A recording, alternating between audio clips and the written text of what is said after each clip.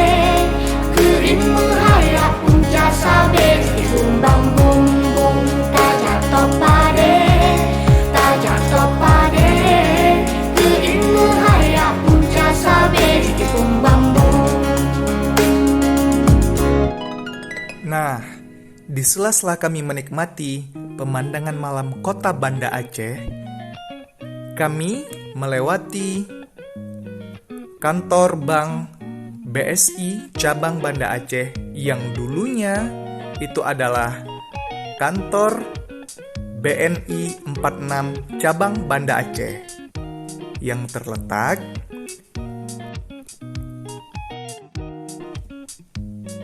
di Jalan Kiai Haji Ahmad Dahlan nomor 111 Merduati, Kecamatan Kutaraja, Kota Banda Aceh.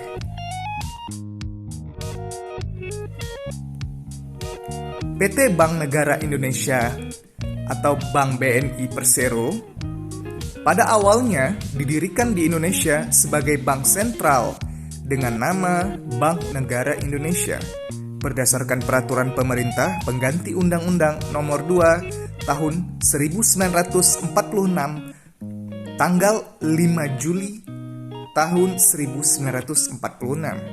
Selanjutnya, berdasarkan Undang-Undang Nomor 17 tahun 1968, BNI ditetapkan menjadi Bank Negara Indonesia 1946 dan statusnya menjadi bank umum milik negara atau yang kita sebut juga BUMN. Nah, selanjutnya peran BNI sebagai bank yang diberi mandat untuk memperbaiki ekonomi rakyat dan berpartisipasi dalam pembangunan nasional dikukuhkan oleh Undang-Undang Nomor 17 Tahun 1968 tentang Bank Negara Indonesia 1946.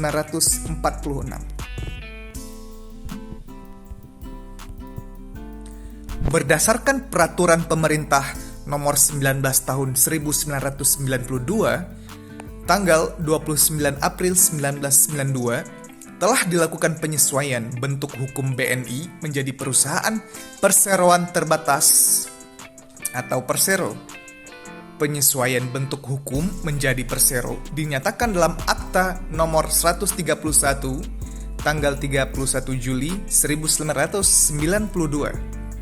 Dibuat di hadapan Muhanis Salim, SH, yang telah diumumkan dalam Berita Negara Republik Indonesia Nomor 73 tanggal 11 September 1992, tambahan nomor 1A. Nah, BNI merupakan bank BUMN atau badan usaha milik negara pertama yang menjadi perusahaan publik setelah mencatatkan sahamnya di Bursa Efek Jakarta dan Bursa Efek Surabaya pada tahun 1996. Untuk memperkuat struktur keuangan dan daya saingnya di tengah industri perbankan nasional, BNI melakukan sejumlah aksi korporasi, antara lain proses rekapitalisasi oleh pemerintah di tahun 1999, divestasi saham pemerintah di tahun 2007, dan penawaran umum saham terbatas di tahun 2010. Untuk memenuhi ketentuan Undang-Undang Nomor 40 Tahun 2007, tanggal 16 Agustus 2007 tentang perseroan terbatas, anggaran dasar BNI telah dilakukan penyesuaian. Penyesuaian tersebut dinyatakan dalam Akta Nomor 46 tanggal 13 Juni 2008 yang dibuat di hadapan Fathia Helmi SH, Notaris Jakarta. Berdasarkan keputusan Rapat Umum Pemegang Saham luar biasa tanggal 28 Mei 2008 dan telah mendapat persetujuan dari Menteri Hukum dan Hak Asasi Manusia Republik Indonesia,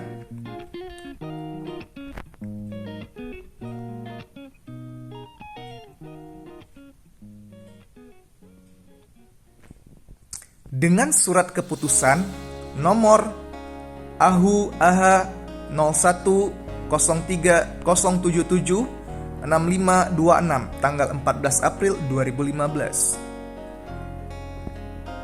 Saat ini 60% saham-saham BNI dimiliki oleh pemerintah Republik Indonesia, sedangkan 40% sisanya dimiliki oleh masyarakat, baik individu maupun institusi, baik itu institusi domestik dan asing. Nah, BNI kini tercatat sebagai bank nasional terbesar keempat di Indonesia, dilihat dari total aset, total kredit, maupun total dana pihak ketiga.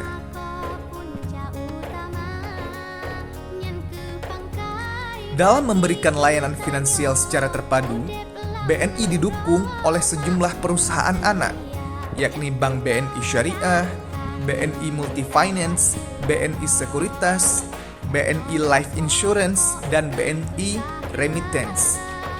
Nah, BNI menawarkan layanan penyimpanan dana maupun fasilitas pinjaman, baik pada segmen korporasi, menengah, maupun kecil.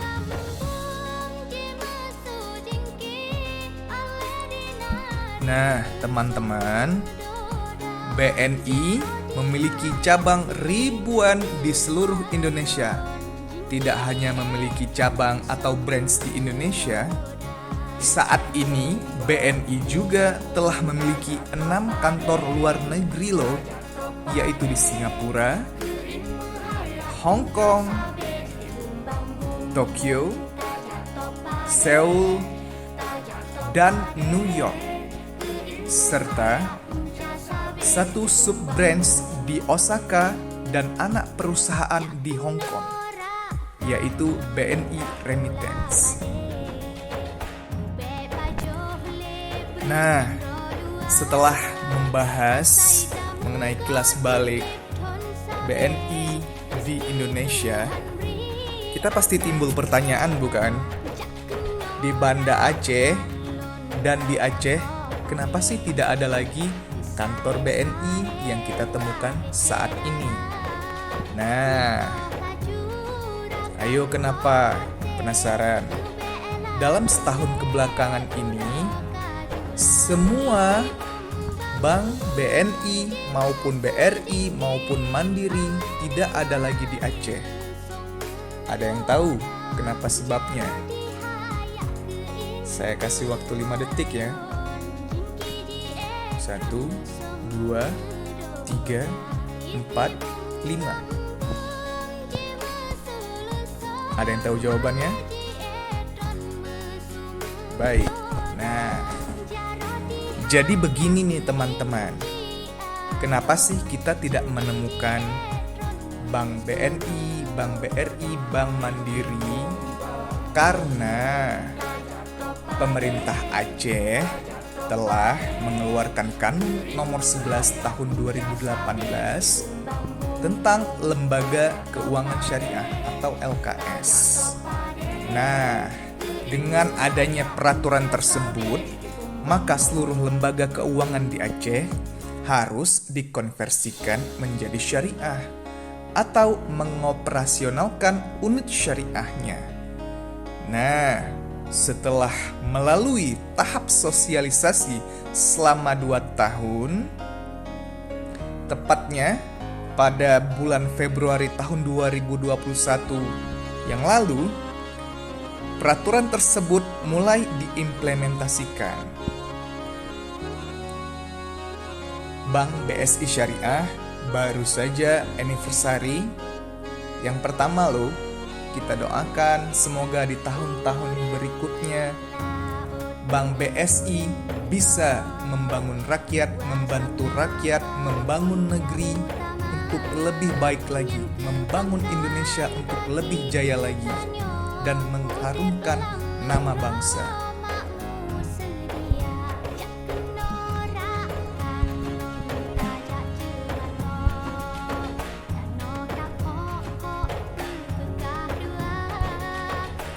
Nah, kita sudah membahas tentang BSI atau Bank Syariah Indonesia. Timbul pertanyaan, kenapa sih dibentuk BSI ini? Kenapa sih BSI bisa dibentuk? Apa yang membuat BSI ini terbentuk? Baik, kami akan mencoba menjelaskan satu persatu.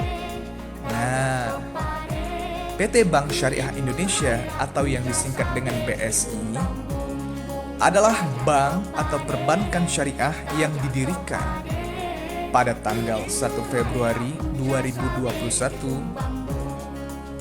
pukul 13 WIB yang diresmikan oleh Presiden kita Joko Widodo.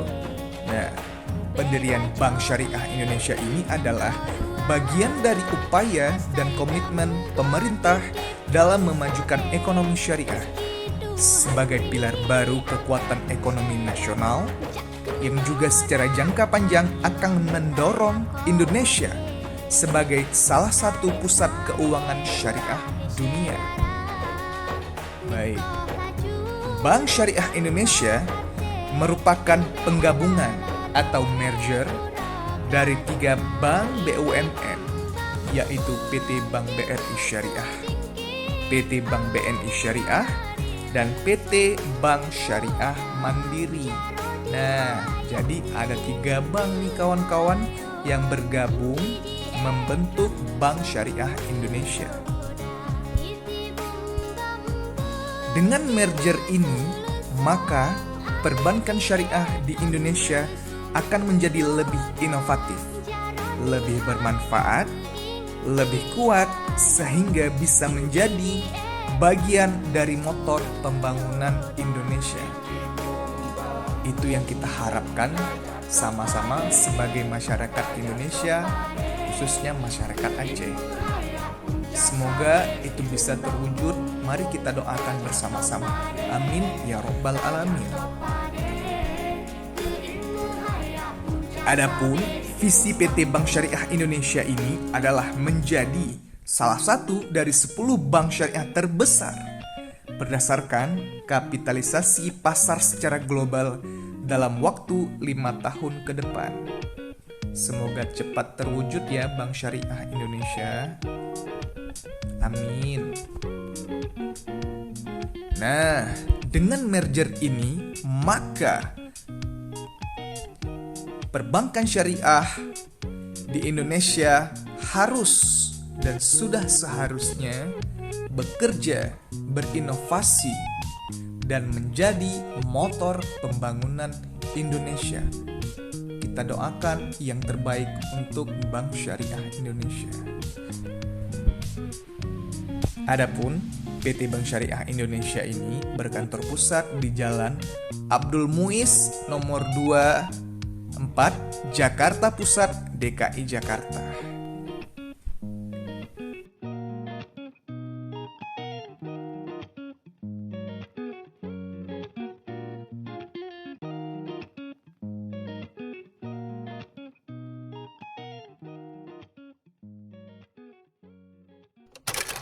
Nah, itu tadi adalah latar belakang dari PT Bank BNI beserta sejarah-sejarahnya.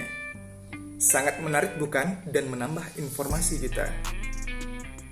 Mulai dari sejarah Bank BNI, kapan dia berdiri, saham-sahamnya yang ada di masyarakat, sub-branch-nya yang ada di luar negeri, beserta kenapa di Aceh tidak beroperasi lagi Bank BNI, namun digantikan dengan Bank Syariah Indonesia atau Bank BSI. Nah, selanjutnya kita akan melihat laporan keuangan dari PT Bank BNI tahun 2020. Penasaran? Stay tune terus ya. Yuk kita lihat sama-sama.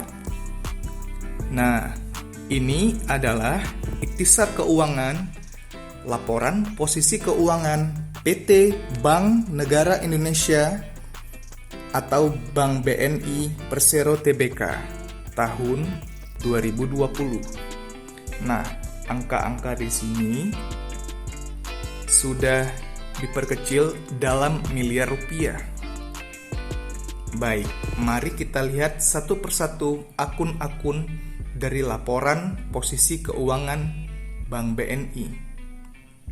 Nah, di sini bisa kita melihat pada aset, di situ ada kas. Kasnya bernilai 17.324. Giro pada Bank Indonesia 35.066. Giro pada bank lain 16.108. Penempatan pada bank lain 61.329. Efek-efek neto 29.687. Efek-efek yang dibeli dengan janji dijual kembali neto 8.666.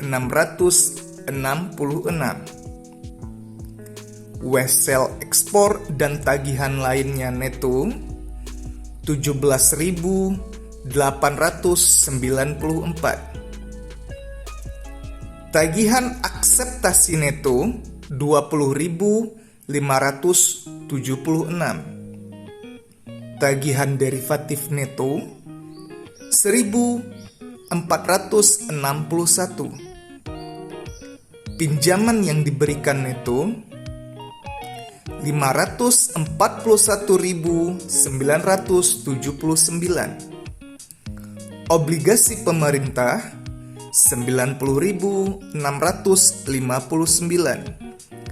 Pajak dibayar di muka 1.050. Beban dibayar di muka 2.807. Penyertaan saham neto 813. Aset lain-lain 13.758. Aset tetap neto 27.362.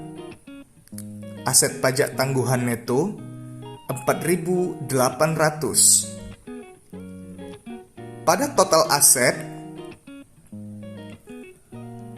jumlahnya 891.337. Pada liabilitas ada liabilitas segera 5.561, simpanan nasabah 647.572, simpanan dari bank lain 9.023, liabilitas derivatif 414, efek-efek yang dijual dengan janji dibeli kembali 2.590, liabilitas akseptasi 5.500, beban yang masih harus dibayar 1.182, utang pajak 1.148,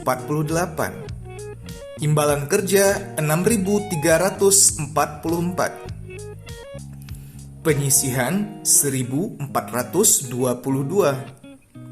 liabilitas lain-lain 18.280, efek-efek yang diterbitkan 2.985, pinjaman yang diterima 44.114, efek-efek subordinasi 100. Total liabilitas berjumlah 746.234. Pada dana syirkah temporer, simpanan nasabah 31.881, simpanan dari bank lain 349. Suku mudharabah yang diterbitkan nihil. Total dana syirkah temporer 32.230. Pada ekuitas, modal saham 9.055, tambahan modal disetor atau agio saham 14.568, transaksi dengan kepentingan non pengendali 2.257, cadangan revaluasi aset 14.963, laba atau rugi yang belum direalisasikan atas efek-efek dan obligasi pemerintah yang diukur pada nilai wajar melalui penghasilan komprehensif lain setelah pajak 2.424. Selisih kurs karena penjabaran laporan keuangan dalam mata uang asing 23. Saldo laba 66.981. Saham treasury 79. Kepentingan non pengendali 2.680. Total ekuitas 112.872. Total liabilitas dana syirkah temporer dan ekuitas 891.337. Nah, teman-teman, tadi kita sudah melihat laporan keuangan dari PT Bank BNI. Nah, setiap kebijakan perusahaan yang menyangkut dengan keuangan sebaiknya diputuskan berdasarkan rasio keuangan. Nah, rasio keuangan itu kita lihatnya dari laporan yang tadi nih kawan-kawan. Mengapa sih harus rasio keuangan? Karena hal tersebut agar setiap keputusan yang dibuat dalam hal keuangan tidak salah langkah. Pentingnya untuk berhati-hati dalam memutuskan kebijakan manajemen perusahaan karena berhubungan dengan berbagai hal kepentingan perusahaan itu tersendiri. Kesalahan menentukan keputusan akan berakibat pada kerugian. Nah, pertimbangan keputusan yang dikeluarkan dengan berdasarkan pada rasio keuangan merupakan langkah yang bijak. Pasalnya, manajemen bisa memprediksi perkembangan perusahaan di masa yang akan datang. Dengan demikian, lebih tahu langkah apa saja nih yang harus dilakukan agar perusahaan dapat bertahan. Wajar bila kita sering menemui perusahaan yang melakukan PHK pada karyawannya. Hal tersebut dilakukan agar perusahaan dapat bertahan selama beberapa tahun ke depan. Di samping itu, untuk menyelamatkan aset perusahaan serta meminimalisir nih resiko kebangkrutan perusahaan tersebut. Nah, begitu tuh teman-teman. Nah, sebelum kita melihat rasio keuangan dari PT Bank BNI, kita ayo cari tahu dulu gimana sih, apa itu definisi rasio keuangan. Nah, rasio keuangan adalah salah satu metode analisa keuangan yang digunakan sebagai indikator penilaian perkembangan perusahaan dengan mengambil alih data dari laporan keuangan selama periode akuntansi, sehingga dapat diketahui kinerja maksimum keuangan perusahaan. Nah, begitu nih teman-teman, itu pengertian singkatnya ya. Rasio ini seringkali digunakan oleh manajemen perusahaan untuk memutuskan kebijakan-kebijakan yang dilakukan oleh perusahaan tersebut terhadap penyelamatan aset perusahaan, sehingga tidak salah langkah dalam mengambil keputusan. Begitu nih teman-teman. Baik, selain pengertian, nah kita harus tahu juga dong fungsi rasio keuangan ini apa. Nah, ini dia, fungsi keuangan rasio ini cukup vital sekali nih teman-teman dalam sebuah perusahaan. Karena sangat penting untuk dipelajari, terlebih data-data yang menjadi acuannya, yaitu berupa laporan keuangan di mana data-data tersebut merupakan hal yang penting. Dengan demikian, fungsi rasio keuangan sebagai berikut. Nah, sebagai berikut nih. Yang pertama, mengetahui optimalisasi keuangan. Nah, optimalisasi keuangan yaitu suatu analisa rasio keuangan untuk menilai penggunaan keuangan yang lebih optimal. Penggunaan keuangan yang jelas, termasuk diantaranya apabila terjadi kecurangan dalam membuat laporan nih teman-teman. Nah, ini hal yang mungkin terjadi di beberapa perusahaan ya, kecurangan dalam membuat laporan keuangan. Itu sangat berbahaya sekali, sangat riskan sekali. Nah, atau penggunaan keuangan yang tidak efisien. Nah, fungsi rasio keuangan ini untuk mengetahui adanya kecurangan ataupun penggunaan keuangan yang tidak efisien. Nah, yang kedua, kita bisa melihat efektivitas manajemen operasional, meliputi penggunaan biaya, efektivitas, penggunaan keuangan untuk operasional perusahaan tersebut.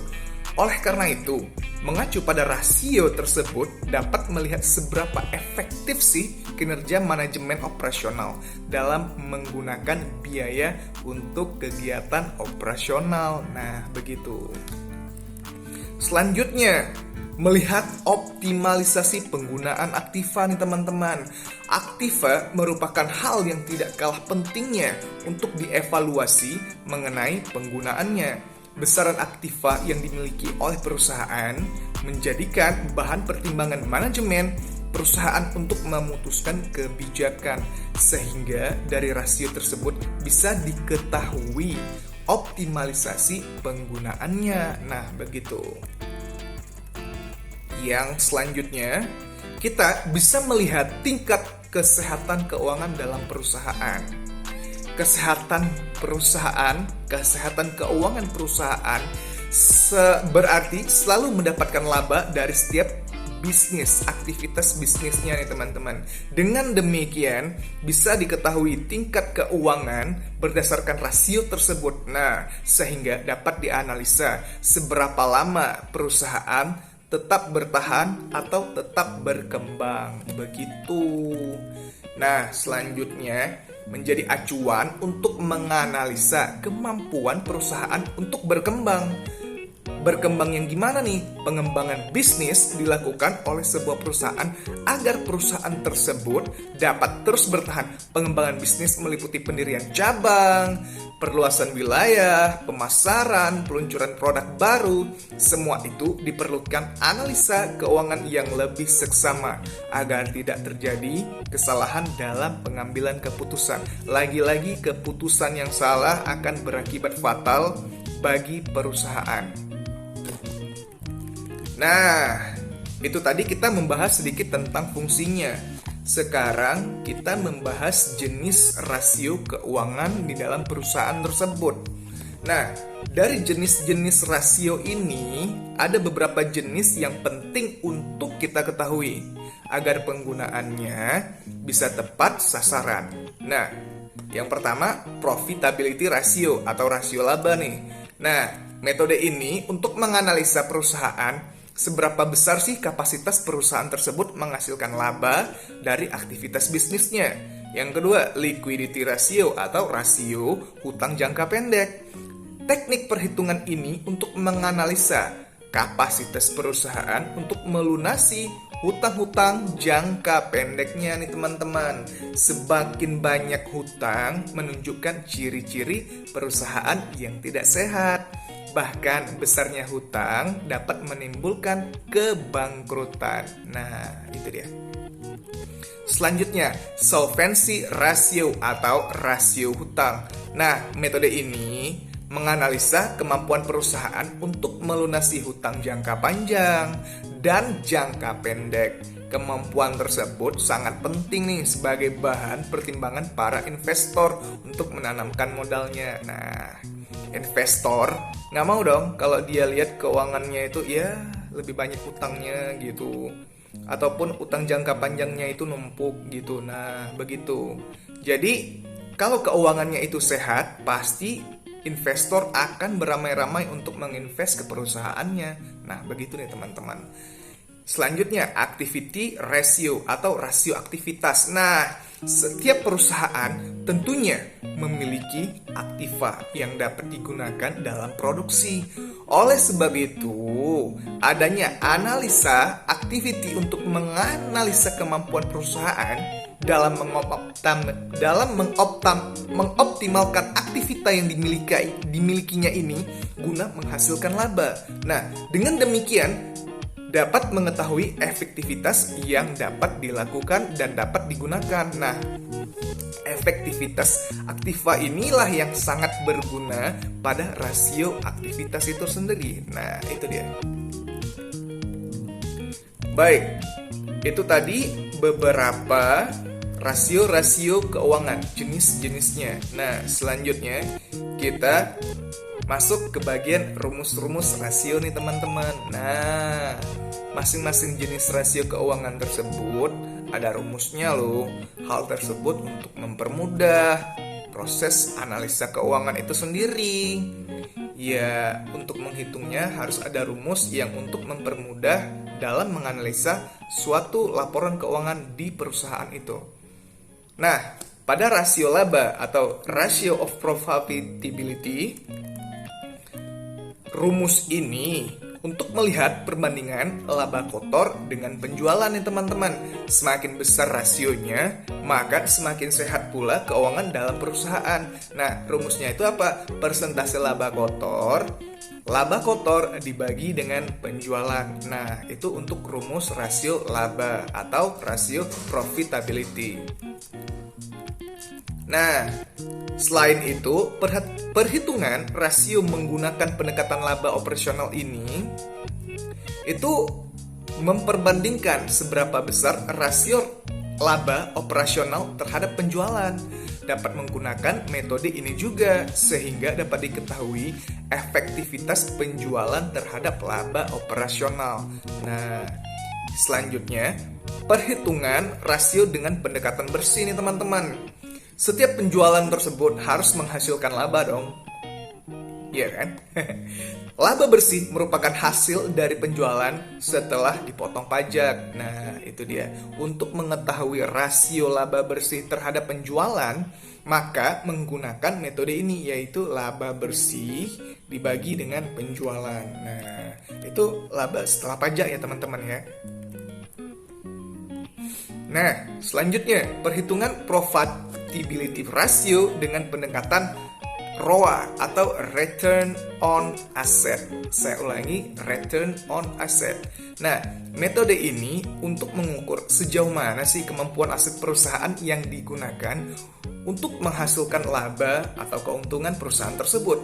Nah, rumusnya ini laba bersih dibagi total aset. Saya ulangi, laba bersih dibagi total aset. Nah, selanjutnya, perhitungan rasio dengan menggunakan pendekatan Return on Investment. Saya ulangi, menggunakan pendekatan Return on Investment, ROI. Nah, profitability ratio untuk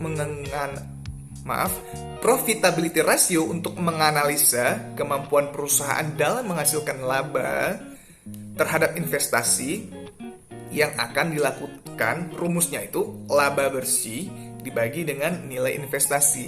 Saya ulangi, laba bersih dibagi dengan nilai investasi. Nah, begitu teman-teman. Nah, yang kedua, rasio utang jangka pendek atau rasio of liquidity. Nah, rasio likuiditas ini ada 3 jenis nih teman-teman. Yang pertama rasio lancar, rasio cepat, dan rasio kas. Nah, kita akan bahas satu-satu nih. Nah, yang pertama, current ratio atau rasio lancar.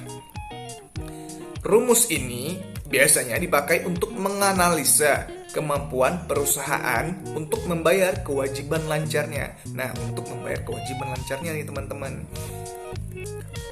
Ya, dengan demikian dapat diketahui besaran aktiva yang digunakan untuk membayar hutang dengan rumusnya yaitu aktiva lancar dibagi dengan hutang lancar. Saya ulangi, aktiva lancar dibagi dengan hutang lancar. Nah, selanjutnya quick ratio atau rasio cepat. Nah, memprediksi dan menganalisa seberapa besar sih kemampuan perusahaan dalam melunasi total kewajibannya, baik itu jangka pendek ataupun jangka panjang, dengan metode yang lebih cepat dengan tidak memasukkan nilai persediaan. Saya ulangi, dengan metode yang lebih cepat dengan tidak memasukkan nilai persediaan. Nah, rumusnya itu aktiva lancar dikurang persediaan dibagi hutang lancar dikali dengan 100%. Saya ulangi, rumusnya aktiva lancar dikurang persediaan dibagi hutang lancar dikali dengan 100%. Nah, begitu nih teman-teman. Dengan demikian, dapat diketahui struktur keuangan yang sehat atau tidak kemampuannya untuk membayar hutang dari rumus tersebut. Nah, selanjutnya rasio kas, ratio of cash. Nah, itu bahasa Inggrisnya. Rumus ini digunakan sebagai perbandingan antara kas dan aktiva lancar dengan kewajiban lancar nih. Rumusnya yaitu kas tambah aktiva lancar, saya ulangi, kas tambah aktiva setara kas per hutang lancar kali 100%. Saya ulangi, kas tambah aktiva setara kas dibagi hutang lancar kali 100%. Nah, itu dia. Itu rumus untuk mencari ratio of cash atau rasio kas. Nah, aktiva setara kas adalah jenis aktiva yang bisa dengan cepat diuangkan. Yang selanjutnya nomor 3 nih, solvency ratio atau rasio utang. Rasio utang, rumus ini biasanya untuk melihat kemampuan perusahaan nih teman-teman untuk melunasi hutangnya dengan dua metode pendekatan. Nah, ada dua nih metode pendekatan solvency ratio atau rasio utang itu tersendiri. Yang pertama, rasio hutang melalui pendekatan aktiva, analisa dana yang berasal dari hutang. Rumus ini antara lain, ya rumusnya total hutang per total aktiva kali 100%. Nah, saya ulangi. Rasio hutang melalui pendekatan aktiva, rumusnya total hutang dibagi total aktiva kali 100%. Nah, semakin kecil nilai persentase tersebut, maka keuangan perusahaan itu semakin besar. Saya ulangi, semakin kecil nilai persentase tersebut, maka memiliki keuangan yang semakin besar. Jelas ya? Cukup mudah sekali bukan? Nah, selanjutnya ada hutang melalui pendekatan modal atau equity. Nah, rumus yang digunakan untuk menganalisa jumlah utang dengan perbandingan modal. Nah, biasanya disarankan besarnya jumlah hutang tidak melebihi nilai modal itu sendiri. Saya ulangi, disarankan ya, besarnya jumlah hutang tidak melebihi nilai modal itu sendiri. Nah, maka dengan demikian semakin kecil perhitungan persentase dari rumus tersebut, maka semakin menunjukkan nilai keuangan yang sehat. Nah, begitu nih teman-teman. Selanjutnya nomor 4, yaitu rasio aktivitas atau ratio of activity. Dalam mengelola perusahaan nih teman-teman, mempertimbangkan keputusan perbandingan rasio, mempertimbangkan ya keputusan berdasarkan rasio keuangan itu penting sekali nih teman-teman. Kenapa penting? Itu pentingnya untuk mengetahui salah satu dari jenis rasio yaitu rasio aktivitas ini. Nah, untuk mengukur analisa keuangan dengan metode 4 pendekatan. Nah, rasio aktivitas itu dia ada 4 pendekatan nih teman-teman. Yang pertama, rumus rasio aktivitas dengan perputaran piutang. Nah, saya ulangi, rumus rasio aktivitas dengan perputaran piutang. Nah, rumus ini digunakan untuk menghitung jumlah piutang yang beredar. Semakin besar jumlah piutang yang beredar, maka semakin baik nilai keuangan. Nah, rumusnya yaitu perputaran piutang, yaitu total piutang dibagi rata-rata piutang. Saya ulangi, total piutang dibagi rata-rata piutang. Nah, mengukur rasio aktivitas dengan pendekatan piutang yang beredar dapat menunjukkan posisi keuangan perusahaan yang sehat nih teman-teman. Pasalnya, piutang merupakan komponen penjualan yang memiliki peluang untuk menambah modal. Saya ulangi, piutang merupakan komponen penjualan yang memiliki kemampuan peluang untuk menambah modal. Begitu. Nah, selanjutnya rumus rasio aktivitas dengan metode pendekatan perputaran aktiva tetap. Nah, rumus ini biasanya nih digunakan untuk mengetahui nilai maksimum penjualan dengan menggunakan aktiva tetap. Semakin besar nilai rasionya, maka semakin bagus analisa keuangan perusahaan. Saya ulangi, semakin besar nilai rasionya, maka semakin bagus analisa keuangan perusahaan. Nah, rumus yang digunakan untuk perputaran aktiva tetap yaitu penjualan dibagi aktiva tetap. Saya ulangi, penjualan dibagi aktiva tetap. Nah, rumus rasio aktivitas dengan metode persediaan kegunaannya untuk menghitung penjualan dengan pendekatan persediaan. Nah, semakin tinggi nilai rasionya nih teman-teman, maka menunjukkan pengelolaan persediaan yang lebih baik. Saya ulangi, menunjukkan pengelolaan persediaan yang lebih baik. Nah, apa itu rumusnya? Perputaran persediaan yaitu harga pokok penjualan atau HPP dibagi dengan persediaan. Saya ulangi, harga pokok penjualan atau HPP dibagi dengan persediaan. Nah, rumus rasio aktivitas dengan menggunakan perputaran total aktiva biasanya untuk melihat perbandingan penjualan dengan total aktiva yang dimiliki oleh perusahaan tersebut nih teman-teman.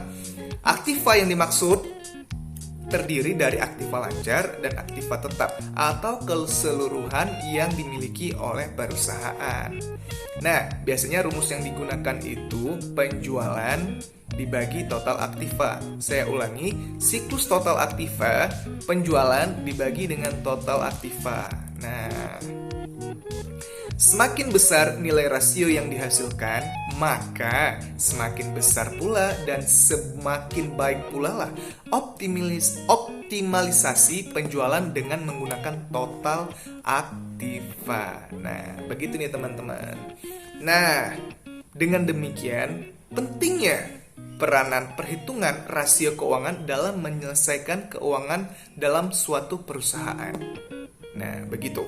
Dengan demikian, sebagian pemimpin perusahaan yang bertindak untuk memberikan kebijakan perusahaan nih, alangkah baiknya jika mengetahui hal tersebut. Semua jajaran manajemen perusahaan yang bertugas untuk mengatur jalannya perusahaan nih teman-teman harus turut serta mengetahui perhitungan dan cara membaca rasio dari laporan keuangan tersebut.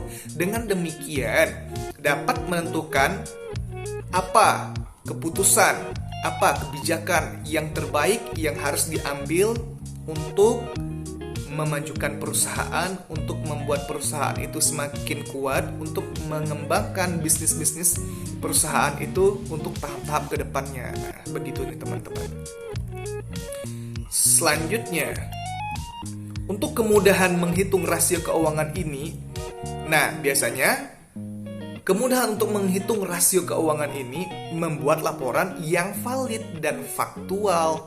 Nah, sedikit materi tentang rasio keuangan beserta pengertiannya.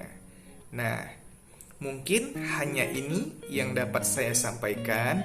Mohon maaf bila ada kesalahan saya dalam menyampaikan atau mungkin ada bahasa saya yang kurang jelas, yang tidak bisa dimengerti oleh teman-teman sekalian. Sekali lagi saya mohon maaf. Nah, selanjutnya habis ini kita akan melihat nih persentase rasio keuangan di Bank BNI.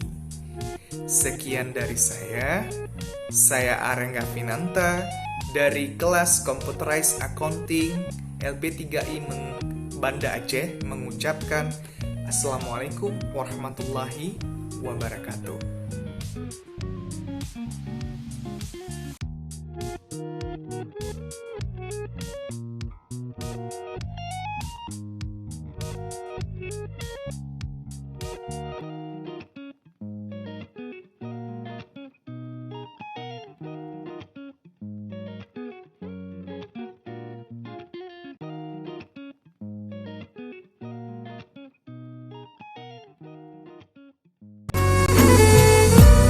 Assalamualaikum warahmatullah.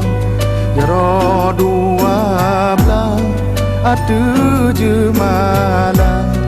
Jaro lo nasib lo di atu ule.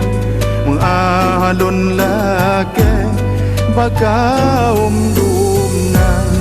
Jaro lo nasib lo di atu ubun. Salam alaikum lon tegur sapa.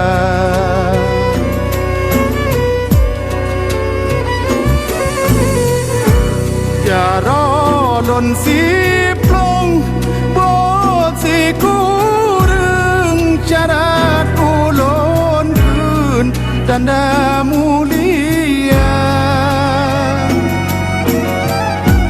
Jaro si kureng lon beut lapan dengan to timpan ngon aso kaya. Jaro lon lapan lon beut tujuh ranup lambung lon jo ke gada.